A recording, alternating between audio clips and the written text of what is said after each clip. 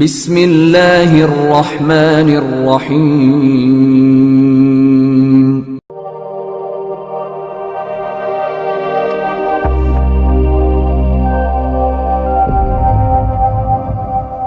يا أيها الذين آمنوا اركعوا واسجدوا واعبدوا ربكم وافعلوا الخير لعلكم تفلحون. قال رسول الله صلى الله عليه وسلم: أفضل الصدقة سقي الماء. هل لك سر عند الله بينك أنت وبين الله؟ هل لك صدقات تخفى لا يعلمها إلا الله؟ قصص لا تكشف إلا بكتابها حين ترى الله. ما حراك بهذا أن يكبر قدرك عند الله؟ هل لك سر عند الله بينك أنت وبين الله؟ هل لك صدقات بسم الله الرحمن الرحيم. الحمد لله والصلاة والسلام على رسول الله. أيها الإخوة المشاهدون الكرام، السلام عليكم ورحمة الله وبركاته.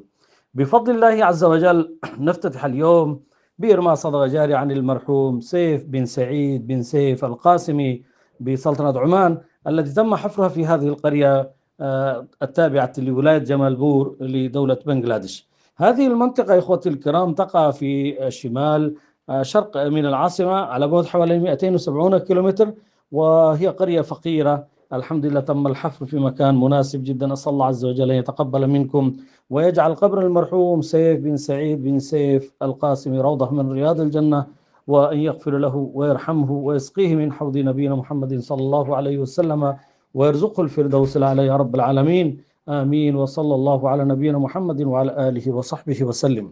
آمين. ربنا ظلمنا أنفسنا وإن لم تغفر لنا وترحمنا لنكونن من الخاسرين.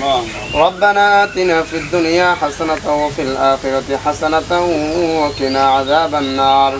ربنا إننا سمعنا مناديا ينادي للإيمان أن آمنوا بربكم فآمنا.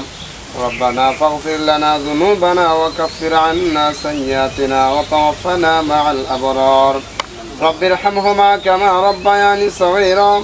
اللهم رب ارحمهما كما ربياني صغيرا.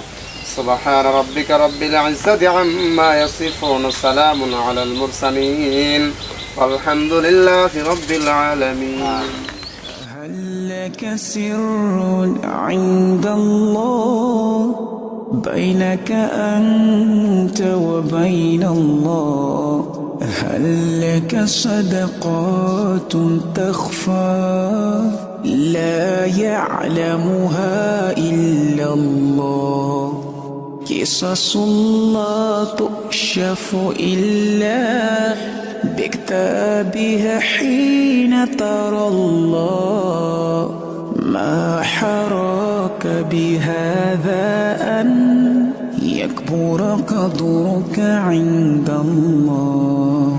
هل لك سر عند الله بينك أنت وبين الله؟